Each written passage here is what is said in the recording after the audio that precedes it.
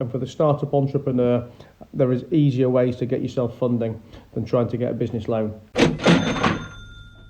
One of the things I was talking about on Sabrina's podcast, we were talking about business funding and how small businesses should go about getting the funding they need. It's a question that Sabrina asked me, and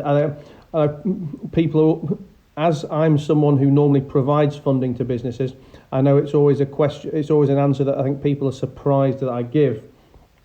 But raising money for small businesses is very, very difficult, and for startup businesses even more difficult.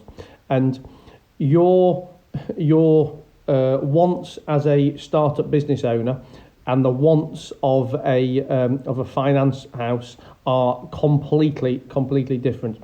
Every funder wants two things. They want to know what security they've got, i.e. if it all goes wrong, how is the loan going to get paid back? How are they going to get the capital back? And they want to know what is the serviceability of the loan. How are you going to trade? Where is your cash flow coming from to pay that loan back?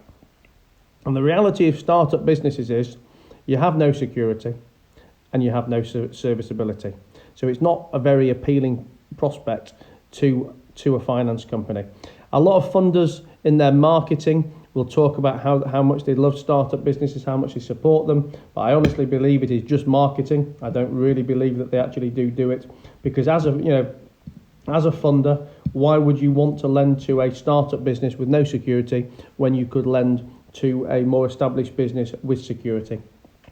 And the reason I'm saying this to set this up is, normally, startup businesses, one-man band entrepreneurs, etc., they're after £5,000, £10,000, £15,000, £20,000.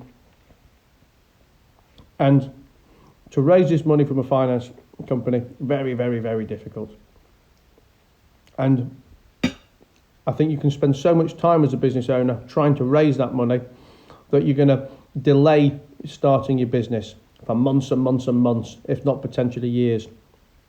So my advice to any small business owner looking to raise that level of money, 5, 10, 15, 20 grand, is to be as creative as possible, to think outside the box. Matthew Parks, I mentioned him on the last, on Sabrina's live a few minutes ago.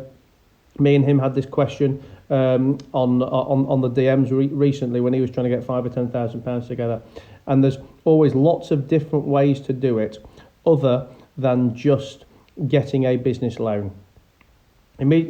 First of all, could you get a personal loan? Could you get a credit card? Could you use some of your personal overdraft? And also, don't just think that you have to get all of this money from one source. If you need £10,000, can you get a couple of thousand here, a couple of thousand there, a couple of thousand there? Could you get your customers to pay you in advance? Could you get your suppliers to potentially lend you money? If that may sound crazy, why would your suppliers want to lend you money?